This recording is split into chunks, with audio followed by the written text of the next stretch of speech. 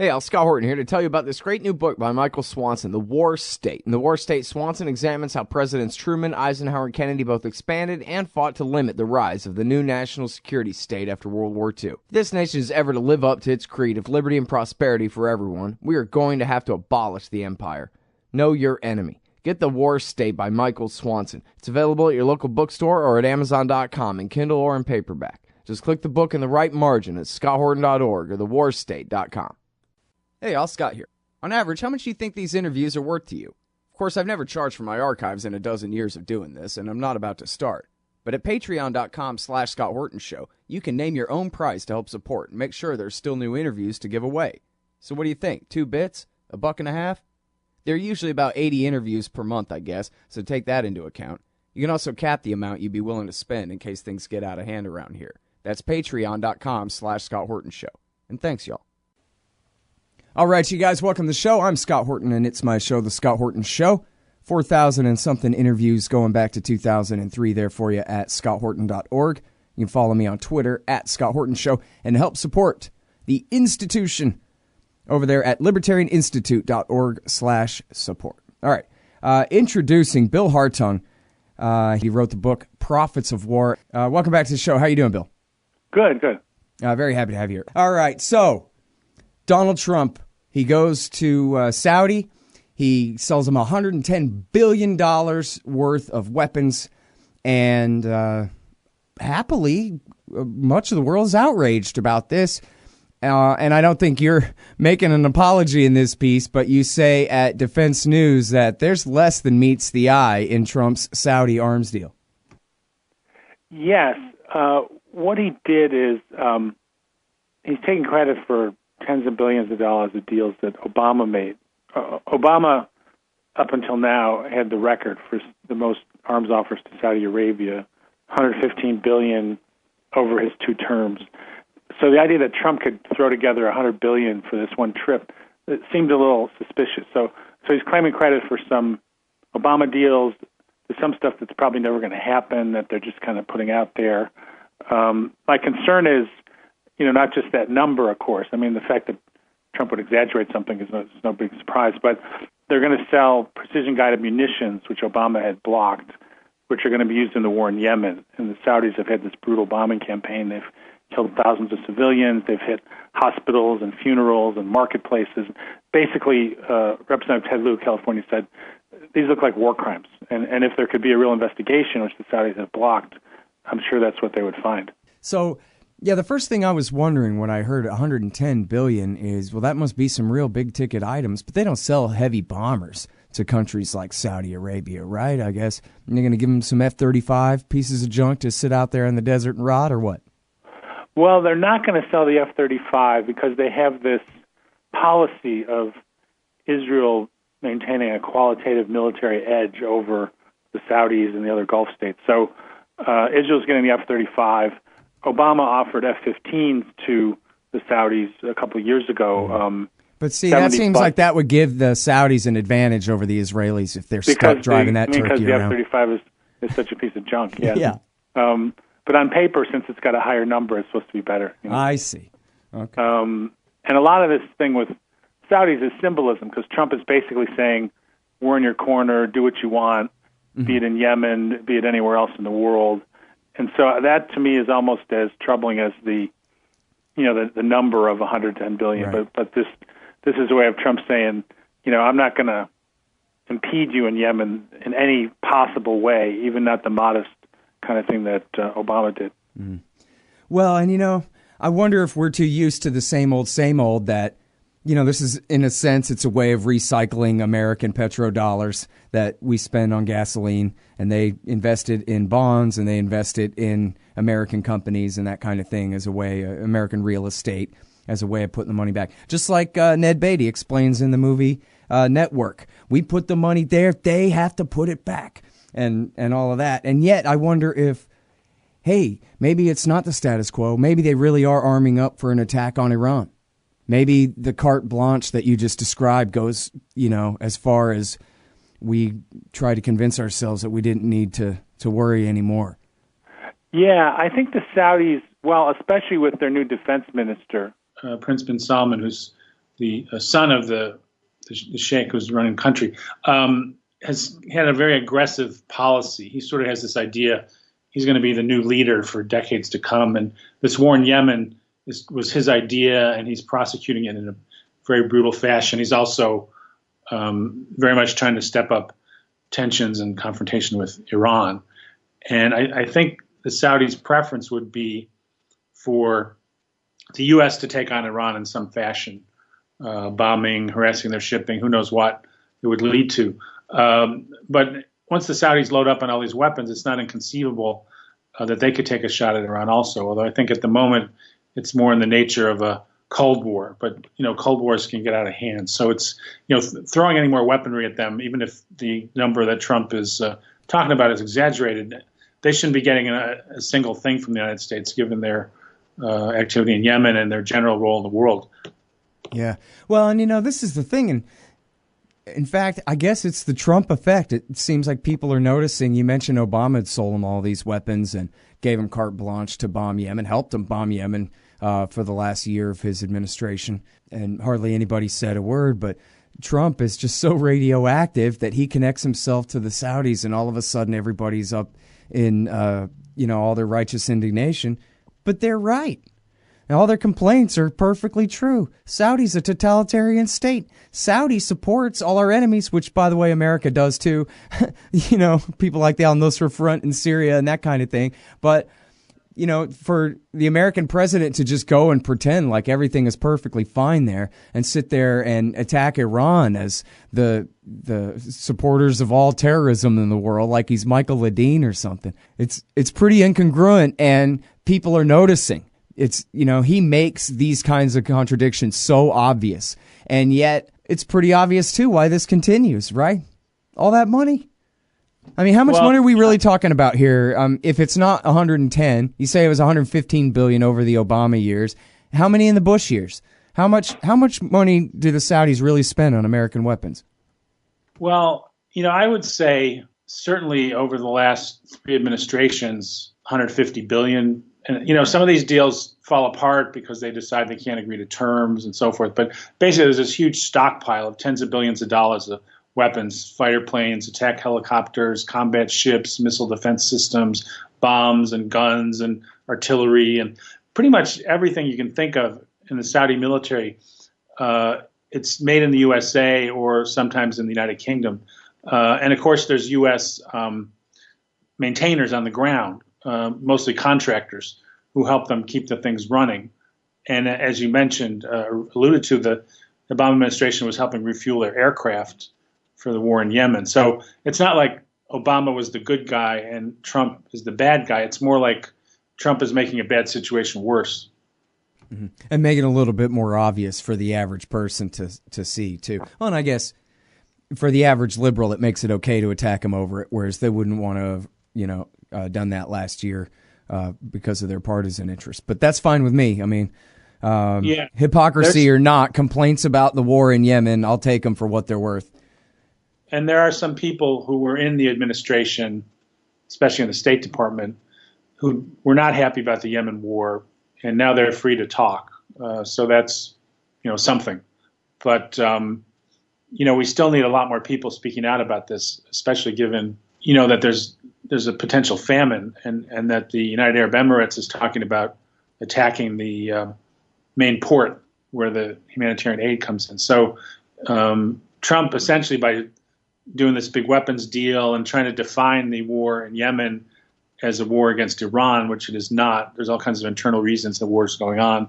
There's a danger that next step will happen. Although even among the Trump people, amazingly, there's some disagreement about whether, encouraging a famine in Yemen actually serves anybody's interest. So, it's so outrageous that you're even getting some pushback inside the Trump administration, which is unusual. But basically, can you elaborate about that a little bit? Do you know who's taking whose side, who's complaining about the famine there inside the White House? Well, I think Mattis's ideas, he made a statement about how we have to wrap this up as soon as possible, and there's got to be a peace agreement and so forth. But I think his idea of a peace agreement is the Saudis win, or they have such a strong military position that the Houthi and their alliance steps back, which is not going to happen. So, right. But I think there was some discussion from Mattis. I mean, the State Department, there is no State Department other than Tillerson. I think there was some discussion, certainly among the career people, about whether this was a good idea. But the point of the matter is, since they're not restraining them in any way, and they're making weapons deals not only with them, but with the United Arab Emirates, it's in essence kind of a green light. I mean, he's leaving it up to them to do what they want to do. So it's a very dangerous moment for the people of Yemen. Mm-hmm. Now, mostly, is it right? I mean, I guess I always heard this, and it seems like there's some evidence of this in the recent war, these last 2 years, that mostly the Saudis are just buying all of this stuff as a political deal. It's a jobs program. As Newt Gingrich said, yay, celebrate. The Saudis are going to be investing in all this infrastructure. Andrew Exum wrote in The Atlantic about, all these, not even just they're going to spend, the extra money will be invested in infrastructure in the country, but actually just the arms manufacturers themselves, that we ought to be celebrating this military Keynesianism and all we get out of it. And then, so the idea is that all this equipment in Saudi really just sits there. Their only military force, or the vast majority of their military force, is just an internal suppression force. And when it comes to fighting real wars, that's what Americans are for. Like, for example, or that's what Iraqis are for, like in the 1980s, to die to contain the Iranian Revolution there and keep it out of Saudi Arabia, that kind of thing.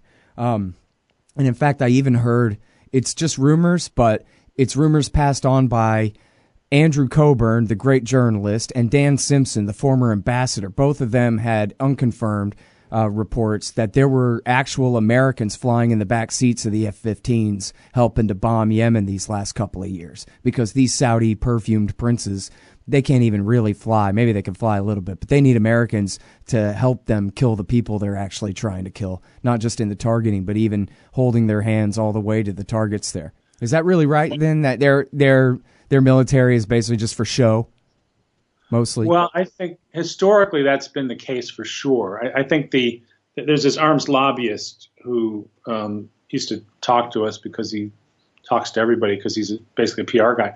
And, he said, well, when you buy American weapons, you're buying a relationship with the United States. The idea being, we'll bail you out in a pinch. You're essentially buying it's like an alliance, and the sort of currency of the alliance is, we buy your weapons, you protect us. But of course, the war in Yemen is not about protecting them. And in fact, it's kind of a change in the sense that now they're using the weapons. They're not using them well, if there is such a thing. Although, the targeting of civilians seems to be deliberate. It's not just because they don't know what they're doing. But there have been, the UAE, for example, has hired mercenaries to bring in from Colombia and other places in Latin America.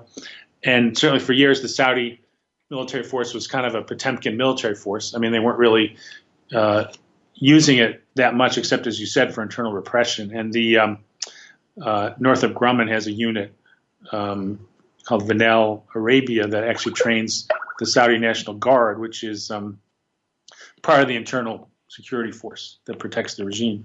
And they got a $4 billion contract a couple of years ago to continue to equip and train that force, which they've been doing since the 90s or earlier. So between maintaining the equipment, training the National Guard, the U.S. has a presence not just in helping with the Yemen war, but possibly helping if there's a need to put down rebellion inside Saudi Arabia. Mm-hmm. Hey, I'll check out the audiobook of Lew Rockwell's Fascism versus Capitalism, narrated by me, Scott Horton, at audible.com. It's a great collection of his essays and speeches on the important tradition of liberty. From medieval history to the Ron Paul Revolution, Rockwell blasts our statist enemies, profiles our greatest libertarian heroes, and prescribes the path forward in the battle against Leviathan. Fascism versus Capitalism by Lew Rockwell for audiobook. Find it at Audible, Amazon, iTunes, or just click in the right margin of my website at scotthorton.org. All right, so now if we can zoom out a little bit to just the larger defense budget here, and Gareth Porter says this is the real great game, right? Forget, petrochemicals and all of this and the Caspian Basin. The real great game is control the defense budget.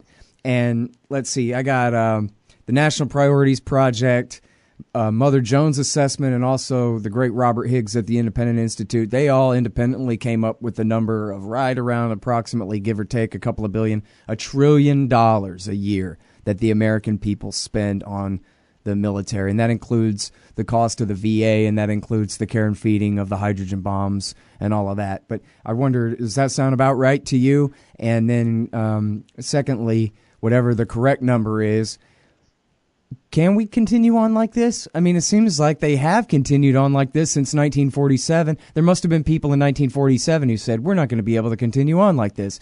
And now, look at all the weapons been sold, and everything's still humming right along. Yeah, well, I mean, I think the U.S. is a declining power, and they're unfortunately going out with a bit of a bang, if you will. And I think to continue to throw that kind of resources at the Pentagon and military-related functions has all kinds of issues in terms of driving the deficit, in terms of starving basic public investments. I mean, I take Amtrak to Washington, which is in very serious problems just in terms of keeping the tracks, able to be used and so forth. And all over the country, you've got these kinds of problems. So I think we're going to have a declining domestic quality of life if we keep doing this. And we're going to have the deficit problem.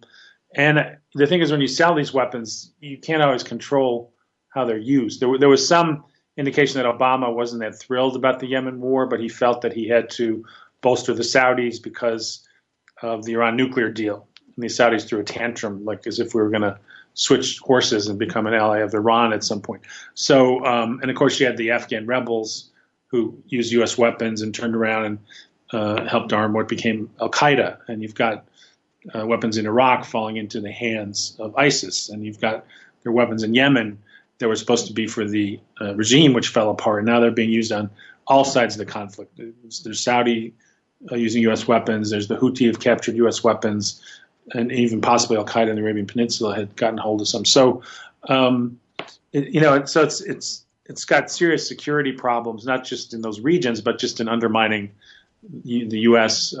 Internationally, and then there's this huge domestic cost. So they can sustain it if they're willing to starve the domestic economy. But at some point, that comes home to roost. I mean, even Eisenhower, who certainly was no peacenik, said, "Well, if you're going to have security, the first thing you need is a sound economy, healthy, educated population, and without that, even if you're a militarist, it's not possible to keep it going." So I think we should be reducing, especially since they did, at least reduce the number of troops in Iraq and Afghanistan substantially.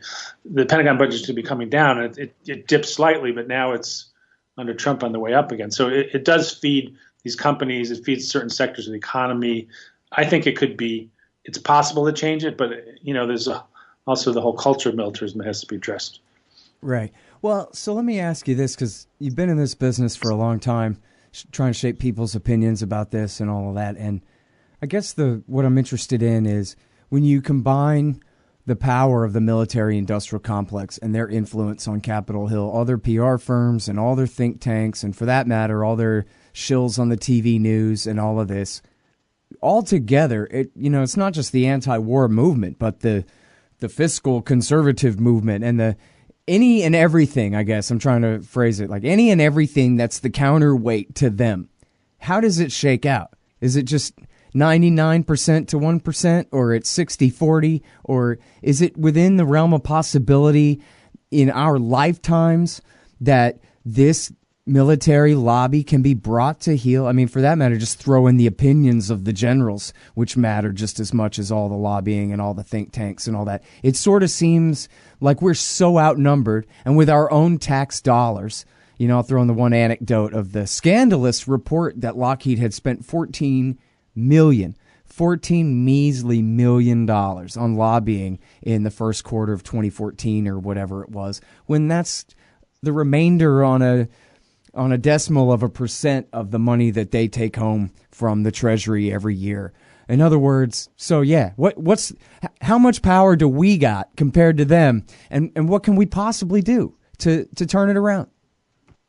Well, one thing that's interesting is that there is a convergence of groups on the right and the left. There's an overlap on these issues of Pentagon waste, Why can't the Pentagon be audited? There's strong anti-interventionist tendencies that overlap with significant parts of the right and the left. And you've got, people like Grover Norquist are talking out about auditing the Pentagon, and there's groups like the National Taxpayers Union and, of course, Cato Institute, which, Cato has actually probably the more ambitious proposals for how deep we can cut the Pentagon of anyone, far more than any Democrat has come out for. So at least there's opposition across the spectrum to unbridled Pentagon spending, which is, in our favor. And then, the interesting thing about Trump is a lot of his people were attracted to this, what was a lie, of course, that, he opposed the Iraq War. He thought he gave us, I think his first speech to Congress, he said we had wasted $6 trillion in Iraq that could have been used to rebuild America. So I think, although these things are not truthful, I think they indicate that some of his base cares about that kind of stuff, that it's not just a bunch of raving militarists. Mm-hmm. So I think there might be some potential to build a coalition that could rein in some of this stuff to some degree. But, as you said, they have a lot of tools at their disposal because they have the revolving door of generals going in and out of government. Even Mattis was on the board of General Dynamics right before he came in to run the Pentagon. And his deputy is coming from Boeing, and the Secretary of the Air Force had a dubious lobbying relationship with Lockheed Martin. And so they got that piece covered. They usually have 800 to 1,000 lobbyists per year, which is almost 2 for every member of Congress. So it's a fight, but in the past there have been movements that have made a difference. The Vietnam War movement, I believe, although the movement against the Iraq War had its ups and downs, I think it did force Bush to sign a status of forces agreements that was supposed to get U.S. troops out. But, of course, it didn't stop the flow of money sufficiently. So, it's a tough fight. And I think, part of my problem is I'm not fully objective. I'm just stubborn. And so I feel like we can do this and we have to do this, and that we can build a coalition to do it. But right. The other side is very well moneyed, and they've also they're good at capturing and framing the debate. So, for example, in Washington now, John McCain and others are saying that Trump's buildup is not enough, and the generals are saying, "Well, our planes are falling apart." And if that were the case, to any degree, it's because of mismanagement. It's not because they don't have enough money. They have more than the peak of the Reagan buildup, and we're spending more than the next 8 countries combined, 6 of which are U.S. allies anyway. So the money's there. The strategy makes no sense, and the last couple of wars have been a disaster, and not just for those countries. Primarily for those countries, obviously, but also for what it's done to U.S. troops and vets and the U.S. deficit, and sort of starving out other things that the country needs. So, the fight has to be carried on, and even small victories can make a big difference. The caps on the Pentagon budget probably reduced what they got to spend over these last 5 years by a couple $100 billion. So, even when you make what to the Pentagon is a modest dent, it does free up significant money to do other things. And, ultimately, of course, the question is not just the money, but how they're using the weapons. And I think that is kind of the point of contention that we have to fight the hardest on, that there not be a war with Iran, that they not continue to escalate in Syria, that they not pump up troops in Afghanistan again. And I think that stuff is a little more stark to people because it does mean, more troops, generating more veterans, many of whom aren't being taken care of well, and so forth. So I think it's kind of a two-front thing. One is they're wasting our money. The other is they're putting lives at risk. And so those being the case, I think there's always going to be pushback. But how long it takes to build enough to really, as you said, bring them to heel is uncertain. All right. Well, listen, I'm sorry. I got a million more questions, but I am so late for my next interview. But I appreciate your time again for coming back on the show, Bill. Appreciate it. Well, yeah, thanks for having me. All right, you guys, that is Bill Hartung. He is at the Center for International Policy, CIPonline.org. He has this piece at TomDispatch.com. The American Way of War is a budget breaker. And this one is at DefenseNews.com. There's less than meets the eye in Trump's Saudi arms deal. And check out his books, Profits of War, Lockheed Martin and the Making of the Military-Industrial Complex. And How much are you making on the war, Daddy? A quick and dirty guide to war profiteering in the Bush administration.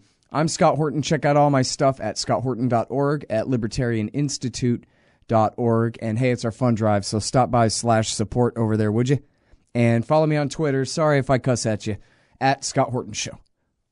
Hey, y'all, Scott here. First, I want to take a second to thank all the show's listeners, sponsors, and supporters for helping make this show what it is. I literally couldn't do it without you. And now I want to tell you about the newest way to help support the show. Whenever you shop at Amazon.com, stop by scotthorton.org first, and just click the Amazon logo on the right side of the page. That way, the show will get a kickback from Amazon's end of the sale. It won't cost you an extra cent. And it's not just books. Amazon.com sells just about everything in the world, except cars, I think. So whatever you need, they've got it. Just click the Amazon logo on the right side of the page at scotthorton.org, or go to scotthorton.org/Amazon.